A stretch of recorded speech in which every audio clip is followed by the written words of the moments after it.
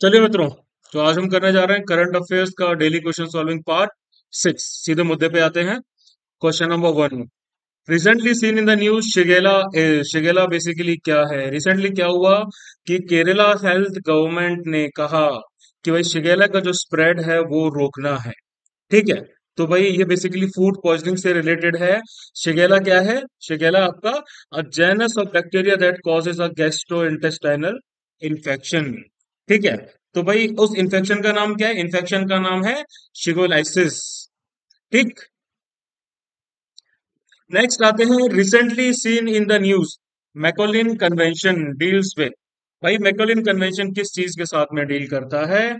तो भाई अभी आपकी क्या हुई थी? मीटिंग हुई थी इंटरपोल की, मैच फिक्सिंग टास्क फोर्स के साथ में। ठीक है, तो भाई यहाँ पर ना, यहाँ पर उन्होंने ग्लोबल एफर्ट्स की बात की थी कि भाई नेशनल प्लेटफॉर्म्स बनने चाहिए, ऐसी चीजें होनी चाहिए ताकि इन प्रैक्टिसेस को रोका जा सके। तो it is a multilateral treaty aim to check match fixing. Question number 3, with reference to the Shaurya Chakra award. Shaurya Chakra award के बारे में से पूछा जा रहा है। Consider the following statements. Shaurya Chakra is the highest peace time gallantry award. तो भाई इसका आंसर क्या है? इसका आंसर बिल्कुल भी सही नहीं है ये वाला। क्यों? शौर्य चक्र भैया इंडिया का third highest peace time gallantry award है, अशोक चक्र और कीर्ति चक्र के बाद में। तो ये गलत होगा।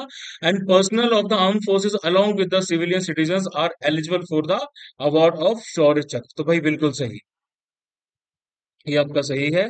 To only. Question number 4, with reference to the mission Amrit Sarovar, consider the following statements. The mission aims to develop 75 water bodies across the country as tourist hotspots as part of आजादी का अमृत महोत्सव। तो भाई water conserve करने के लिए किसका M था? इसके साथ साथ मिशन यही था कि भाई डेवलप करना है, रिजुनेट करना है आपकी 75 वाटर बॉडीज हर डिस्ट्रिक्ट में। ठीक है, आजादी का अमृत महोत्सव के अंडर में आनी थी। तो भाई टोटल ऑल ओवर 75 नहीं है, हर डिस्ट्रिक्ट में 75 बॉडीज की बात की गई है।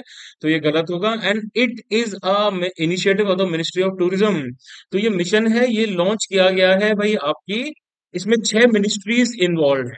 टोटल आपकी 6 मिनिस्ट्रीज हैं। ठीक है, कौन कौन सी? डिपार्टमेंट ऑफ रूरल डेवलपमेंट है, डिपार्टमेंट ऑफ लैंड रिसोर्सेज है, department of drinking water and sanitation है, डिपार्टमेंट ऑफ वाटर रिसोर्सेज है, ये आपके क्या बोलते हैं, मिनिस्ट्री ऑफ पंचायती राज है, मिनिस्ट्री ऑफ फॉरेस्ट है। ठीक है, इन्वायरमेंट और क्लाइमेट चेंज वगैरह है। तो भाई ये सब है। इसके साथ साथ भास्कराचार्य, सॉरी, हाँ, Bhaskaracharya national institute for space application और जियो इन्फॉर्मेशन, ही भाई वो भी टेक्निकल पार्टनर के तौर पे इसमें शामिल है। तो भाई ये भी गलत। Neither one not. Now question number 5 की बात करते हैं। Consider the following statement regarding the financial creditors under the insolvency and bankruptcy code in India. पहला स्टेटमेंट, financial creditors are those creditors who have provided goods और services to the corporate debtor. तो भाई देखो रिसेंटली क्या हुआ कि financial creditors जो हैं, ठीक है, उनके द्वारा रिकवरीज की गई थी आईबीसी के अंदर, और वो तकरीबन 33% तक कम हुई थी। ठीक है, मार्च 2021 के रिस्पेक्ट में देखा जाए तो भाई ये कम हुई थी। तो भाई फाइनेंशियल क्रेडिटर यानी कि एफ सीज बेसिकली होते क्या हैं? ये भाई आपके आईबीसी 2016 की अंडर में आते हैं। कि मतलब to whom a financial debt such as a loan debt security is owed by the corporate debtor। Corporate debtor जो है भाई वो किसके लिए ओ करता है?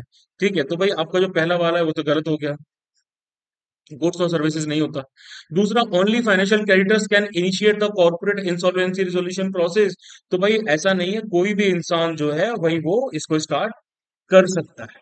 ठीक, तो भाई ये भी गलत। Question number 6, INS Udaygiri recently seen in the news.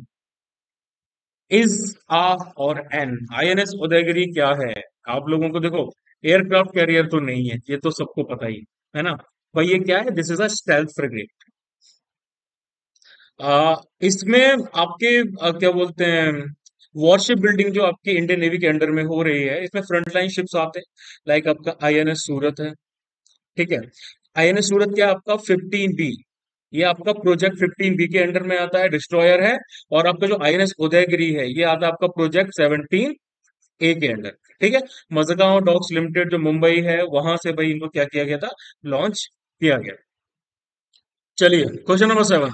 The term survivac was recently in the news, it is क्या है भाई, recently minister of science and technology भाई आपके डॉक्टर जितेंद्र सिंह थे, उन्होंने अनाउंस किया था, क्या अनाउंस किया था कि भाई इंडिया की पहली इंडिजिनसली, ठीक है, जो लोकली हमारी डेवलप्ड क्वाड्रिवेलेंट वैक्सीन है जिसको सर्वैवैक कहा गया है, ये सर्वाइकल के केसेस के लिए भाई आपकी स्टार्ट की गई है। सर्वाइकल कैंसर जो है भाई इंडिया में सेकंड मोस्ट प्रिवलेंट कैंसर की कैटेगरी में आता है, और वर्ल्ड की 1/4 डेथ सर्वाइकल कैंसर की वजह से जो होती हैं वो इंडिया में होती है। ठीक है, तो भाई इसके लिए क्या किया गया भाई, इसके लिए आपकी सर्वाइकल कैंसर कैंसर को रोकने के लिए आपकी एचपीवी की वैक्सीन आई। इनको क्या कहा जाता है, इनको कहा जाता है ह्यूमन पेपिलोमा वायरस, ये वाली वैक्सीन लॉन्च आती हैं। तो भाई एचपीवी की जो 16 और 18 वैक्सीन होती हैं, टाइप होता है ये, तो एचपीवी 16 और एचपीवी 18 की जो होती हैं ये टुगेदर क्या करती हैं भाई, जो सर्वाइकल कैंसर के केसेस होते हैं उनको रोकने में हेल्प करती हैं। तो सीरम इंस्टीट्यूट ऑफ इंडिया ने, ठीक है, biotechnology industry research assistance council यानी कि बीरैक, विराट के साथ में मिलके, और उसके साथ में बिल और मेलिंडा गेट्स फाउंडेशन के साथ मिलके इसको डेवलप की। तो भाई it is a vaccine. Now question number 8, in the context of Indian defence sector consider the following statement regarding Tejas mark 2। तो भाई it is a single engine hypersonic fighter jet. तो भाई पहला स्टेटमेंट आपका गलत है, क्यों गलत है, ये सिंगल इंजन है, बिल्कुल सही है। ठीक है, ये मल्टी रोल सुपरसोनिक फाइटर है, इसको भाई आपके HAL ने डेवलप किया है। उसके बाद it is the first aircraft to have 100% indigenisation. तो भाई तेजस जो आपका मार्क 2 है ये 4.5 जनरेशन मशीन है, लेकिन इसमें 70% इंडिजनाइजेशन है, मतलब 70% इंडिया की टेक्नोलॉजी और चीजें हैं, और बाकी बाहर की। तो भाई ये भी आपका गलत हुआ। तो भाई one, neither one not. Question number 9 की तरफ बढ़ते हैं आगे। द टर्म्स नरी कोरवन, ठीक है, नरी कोरवन, कुरु विकारास एंड हत्ती which were recently in the news are what. तो भाई देखो, ये मैंने अपने सितंबर या अक्टूबर के करंट अफेयर्स में शामिल किया था। आपके बहुत सारे जो ट्राइबल ट्राइब्स हैं उनको रिसेंटली आपका एक आया था कॉन्स्टिट्यूशन ऑर्डर आया था भाई, शेड्यूल्ड ट्राइब्स वाला, ठीक है, 2022 का। उसमें इनको इंक्लूड किया गया, 4 ट्राइब्स आपके शेड्यूल्ड ट्राइब थे तो उनको इंक्लूड किया गया था। तो हत्ती जो ट्राइब है भाई आपका, हत्ती ट्राइब कहाँ है, ये आपका हिमाचल प्रदेश का। ये वहां पे जो लोकल हाट वगैरह होते हैं वहां पर आपके सामान वगैरह बेचते हैं। ठीक है, और आपके नरी कोरवन और कुरुविकरण जो है, इनको कुरुविकारास भी कहा जाता है, ये आपके क्या बोलते हैं, तमिलनाडु के हैं और ये छत्तीसगढ़ के हैं। ठीक है, इनको भी लिस्ट में जोड़ा गया था। तो भाई दीज आर ट्राइब्स। फिर recently a new fund called Financial Intermediary Fund for the Pandemic Prevention preparedness and response has been established, it is maintained by. ये फंड किसके द्वारा बनाया गया है, मेंटेन किया गया है। तो FIF जो है भाई आपका पेंडेमिक प्रिवेंशन के लिए, प्रिपेयर्डनेस के लिए, रिस्पॉन्स के लिए स्टेब्लिश किया गया है इंटरनेशनली। फाइनेंशियल कमिटमेंट किए गए मल्टीपल कंट्रीज के द्वारा इंक्लूडिंग इंडिया एज वेल। तो भाई इसको होस्ट किया जा रहा है, किसके द्वारा होस्ट किया जा रहा है, वर्ल्ड बैंक के द्वारा, और टेक्निकल सपोर्ट इनको WHO के द्वारा दिया जाए। फिर question number 11, arrange the gross domestic product of the following countries in the increasing order. तो अगर आप मेरा इकोनॉमी वाला लेक्चर देखोगे तो उसमें मैंने डेफिनेशंस जो है क्लियर की हैं कि भाई आपका जीडीपी क्या होता है, आपका नॉमिनल जीडीपी क्या होता है। तो देखो, आपको सबसे पहले समझने की जरूरत है कि इंडिया जो है भाई वो 5th लार्जेस्ट आपकी इकोनॉमी बन चुका था मार्च 2022 के एंड में। ठीक है, जो ब्लूमबर्ग के द्वारा कैलकुलेशन किए थे उसके हिसाब से। तो भाई जीडीपी जो टॉप 20 कंट्रीज की है वो मिलियन डॉलर्स में ही काउंट की जाती है। अगर इसके ऑर्डर को अगर हम देखेंगे, इन कंट्रीज के ऑर्डर्स को हम देख रहे हैं, तो भाई यहाँ पर आपसे सबसे पहला आता है जापान, सॉरी, कनाडा। ठीक है, कनाडा के बाद में आता है आपका इटली, और नहीं, एक सेकेंड, 1 2 4 3, हाँ ठीक है, सबसे पहला आपका कनाडा आएगा। कनाडा के बाद में नहीं नहीं नहीं नहीं नहीं, सॉरी सॉरी सॉरी सॉरी, गलत गलत गलत। सबसे पहला आपका जापान आएगा, सबसे पहला आपका जापान है, उसके बाद इंडिया आता है। वही मैं सोचू कनाडा किसे आ गया। और फिर उसके बाद में हम काउंट करते हैं किसे, फिर हमारा आता है इटली एंड देन कनाडा। ठीक है, तो भाई ये इनका ऑर्डर है 2 4 1 3। ठीक है, फिर Question number 12. With reference to the Great Rift Valley system, consider the following statement. It is a series of trenches from Lebanon in Asia to Mozambique in Africa. तो भाई बिल्कुल सही। ग्रेट वैली सिस्टम यहाँ से यहाँ तक extended है, middle east से आपको मोजाम्बिक तक। It is a geologically active area with volcanoes and frequent earthquakes. भाई ये भी बिल्कुल सही है, बहुत ज्यादा ज्योग्राफिकली एक्टिव है। Volcanoes, hot spring, geysers, frequent earthquakes यहाँ आते रहते हैं। The Afar triple junction is a part of this rift valley system. तो अफार ट्राइपल जंक्शन है जिसे भाई एफ्रो अरेबियन भी कहा जाता है। ठीक है, ये भाई डाइवर्जेंट प्लेट बाउंड्री पर यहीं पर सिचुएटेड। 1, 2 and 3।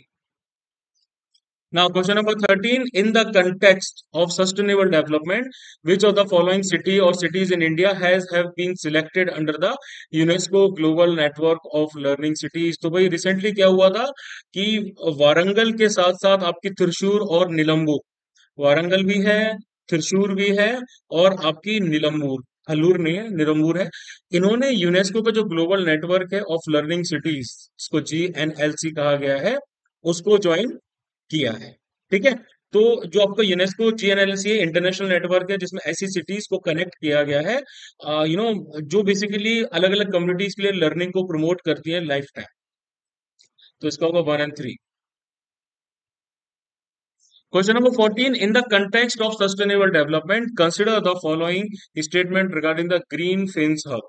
ठीक, it was launched by the international organisation for sustainable development. तो रिसेंटली सस्टेनेबल मेरीन टूरिज्म की बात हो रही थी। ठीक है, कि भाई ग्रीन फिन्स हब है, उनको लॉन्च किया जाए। एक ग्लोबल डिजिटल प्लेटफॉर्म है for diving and snorkelling operators.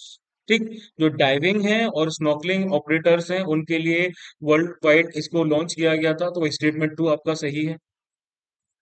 ठीक, लेकिन फर्स्ट स्टेटमेंट जो आपका वो गलत है, क्योंकि it was launched by the international organisation for sustainable development, बिल्कुल गलत। इसको डेवलप किया था रीफ वर्ल्ड फाउंडेशन ने। ठीक है, इसको पार्टनरशिप की थी भाई आपकी यूएनईपी के साथ में, यूनाइटेड नेशंस इन्वायरमेंट प्रोग्राम। ठीक, तो भाई ये आपका गलत हुआ, to only. Question number 15. Consider the following statement regarding the Atlantic Meridional Overturning Circulation AMOC. It is the last system of ocean currents that carry warm water from the tropics northward into the North Atlantic. तो भाई पहला student आपका बिल्कुल सही है। Atlantic meridional overturning circulation last system होता है ocean currents का, जो आपके वार्म वाटर को ट्रॉपिक से, ट्रॉपिक आपको पता है, tropic of Cancer, equator and then tropic of Capricorn. तो ट्रॉपिक से ये नॉर्थ की तरफ ले जाता। ठीक है, उसके बाद it is driven by the differences in temperature and salt content. तो भाई हम सबको पता है कि ओशन करंट्स का जो मूवमेंट होता है वो सैलिनिटी की वजह से और टेम्परेचर की वजह से होता ही होता है। ठीक है, तो भाई ये भी हो गया आपका सही। अरे फॉल्स क्यों कर दिया मैंने, ट्रू है, ये भी सही है। Increase in the green house gas and climate change weakening the AMOC। तो भाई ये भी बिल्कुल सही है। इसका जो ग्रीन हाउस गैसेस हैं, क्लाइमेट चेंज है, इनकी वजह से इनमें एक चेंजेस आ रहे हैं। ये भी सही है। तो भाई 1, 2 and 3। Question number 16। In the context of the conservation of forest in India, consider the following statement regarding the initiative trees outside forest in India. देखो आप लोगों को पता है, आपकी एक एरिया होता है जिसको गवर्नमेंट क्या कर देती है, उसको डिमार्केट कर देती है कि भाई ये आपका फॉरेस्ट कवर के अंडर आ रहा है। एक्चुअल फॉरेस्ट कवर अलग हो सकता है, इनका एरियल सर्वे किया जाता है। एक्चुअल फॉरेस्ट कवर आपका ये है, लेकिन गवर्नमेंट ने इस एरिया को भी एरिया अंडर फॉरेस्ट कवर घोषित कर दिया, मतलब यहाँ पर पेड़ आपके लगाए जाएंगे। लेकिन फिर हम बात कर रहे हैं trees outside forest in India. तो इसमें आता है पहला, it is only a policy framework and has no monetary component. तो भाई ये आपका बिल्कुल भी गलत है। मिनिस्ट्री ऑफ इन क्या बोलते हैं, सॉरी, ये जो इनिशिएटिव है ना, इसमें मॉनेटरी कंपोनेंट है, इसमें तकरीबन $25 मिलियन जो है वो लगाए जा रहे हैं कंपनीज के द्वारा, प्राइवेट इंस्टीट्यूशन के द्वारा, ताकि जो ट्री कवरेज है वो इंडिया में बढ़ाया जा सके। इसके साथ साथ it is implemented in all the states of India. तो भाई ये जो है स्टेट, ये तकरीबन आपके इंडिया में 7 स्टेट्स में आए। इसको इम्प्लीमेंट कौन कर रहा है, इसको इम्प्लीमेंट कर रहा है CIFOR, centre for international forest and forestry research. CIFOR है, और उसके साथ साथ ICRAF है। जो आपका वर्ल्ड एग्रो फॉरेस्ट्री में आता है। तो भाई कौन कौन से स्टेट्स हैं आपके? आंध्र प्रदेश है, असम है, हरियाणा है, ठीक है, उड़ीसा है, राजस्थान है, तमिलनाडु है और यूपी है, ये स्टेट्स आ रहे हैं। तो भाई ये भी गलत। And it is an initiative of food and agriculture organisation, तो भाई ये तो जैसे मैंने बताया गलत है। तो भाई आपका नन आ गया।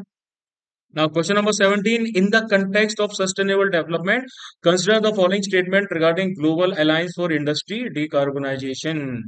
ठीक, it is a initiative of the world bank. तो भाई रिसेंटली आपका जो इंटरनेशनल रिन्यूएबल एनर्जी अलायंस है, जिसको IRENA कहा जा रहा है, ठीक है, और इसका को फाउंडिंग पार्टनर है सीमेंस एनर्जी।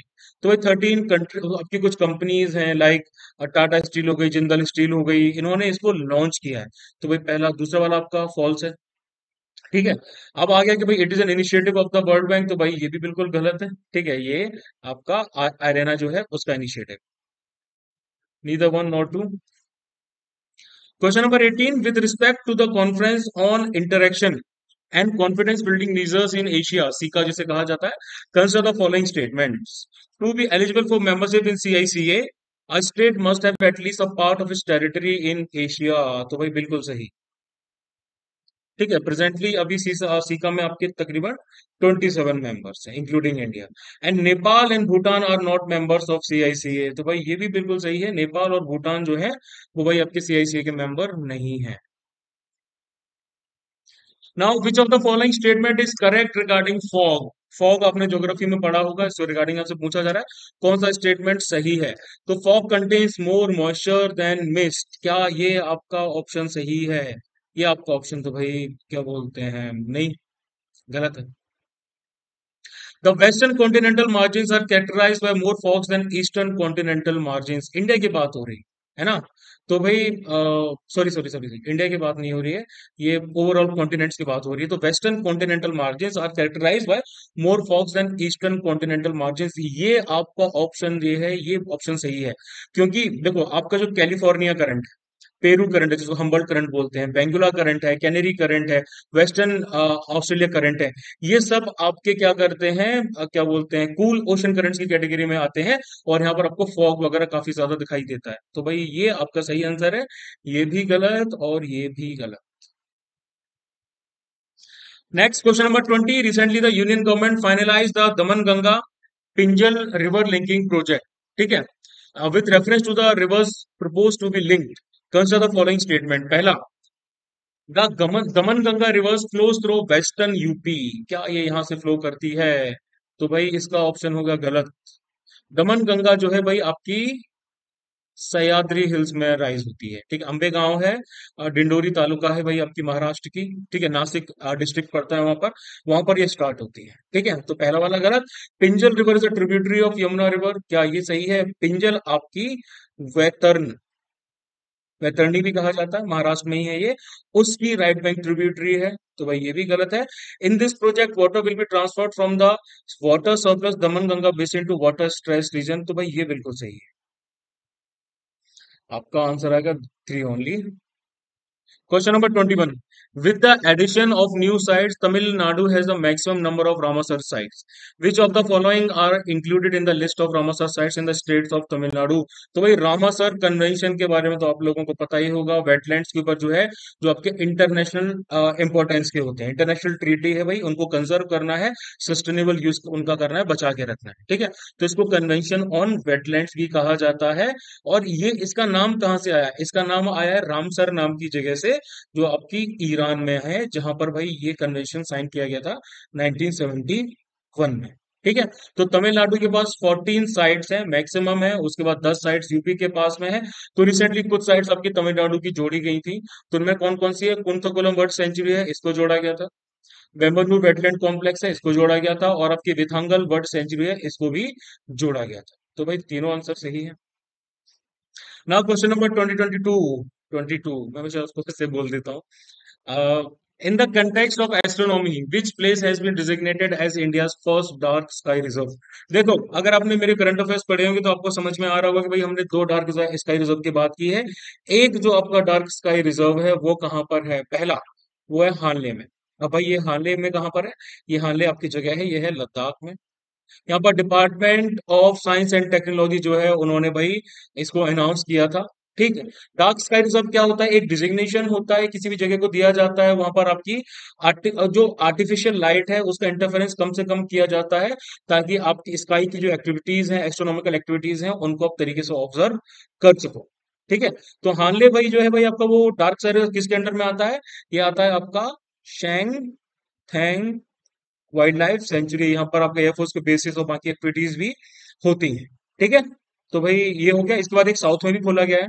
आप रिसेंटली अक्टूबर या नवंबर के करंट अफेयर्स पढ़ेंगे तो उसमें पता चल जाएगा।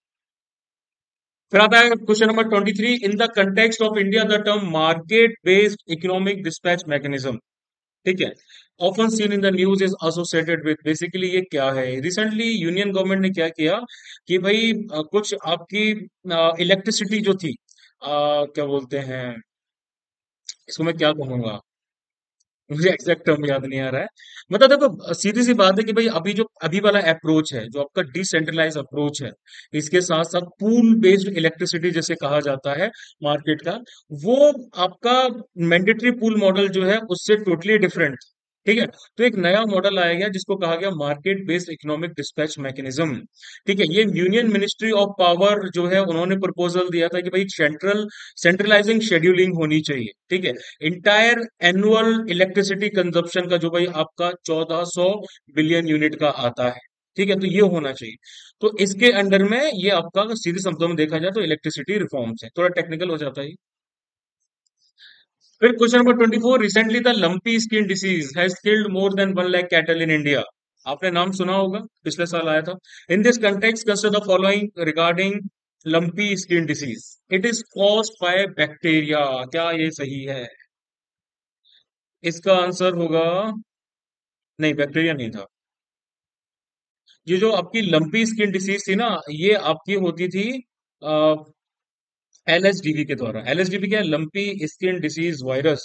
ठीक है। ये कौन सी कैटेगरी को बिलोंग करता है? That is Capri pox virus. ठीक है। स्मॉल पॉक्स और मंकी पॉक्स की जो होता है उसकी कैटेगरी को बिलोंग करता है। तो ये पहला गलत है। It is not a zoonotic disease. तो भाई जूनोटिक वायरस का मतलब होता है कि disease can not spread to human. तो भाई ये बिल्कुल सही है।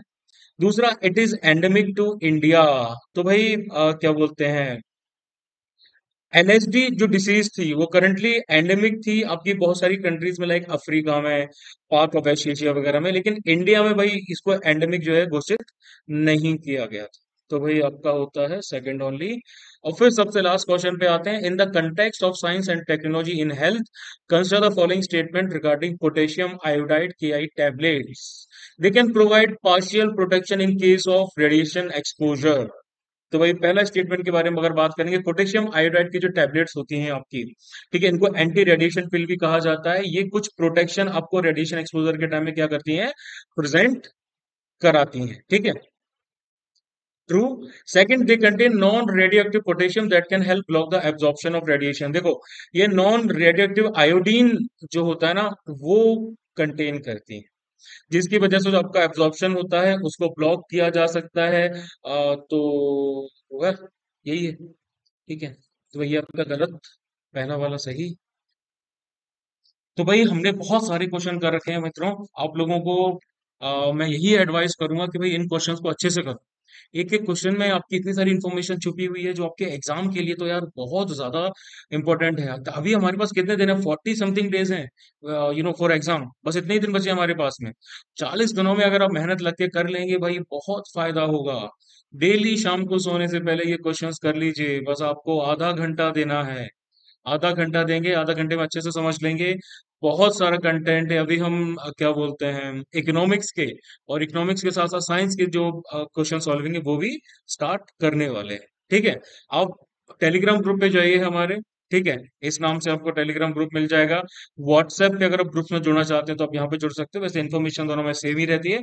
इंस्टाग्राम पे आप इस यूजर नेम से सर्च कर सकते हैं। सारा कंटेंट यहीं पर अपलोड होता है। करंट अफेयर्स की जो मंथली शीट है वो भी अपलोड होती है। डीक्यूएस के जो आपके पीडीएफ्स हैं वो भी डेली यहीं पर शेयर होते हैं। ठीक है। सारी इंपॉर्टेंट इन्फॉर्मेशन और अच्छा खासा डिस्कशन होता है। कैंडिडेट्स आपस में बहुत डिस्कशन करते हैं। बहुत सारे लोग यहाँ से रिकमेंड हुए हैं आपस में डिस्कशन करके। लाइक माइंडेड जो एक इन्वायरमेंट होता है वो बहुत बढ़िया होता है। ठीक है, ठीक है। तो चलिए मित्रों, जय हिंद।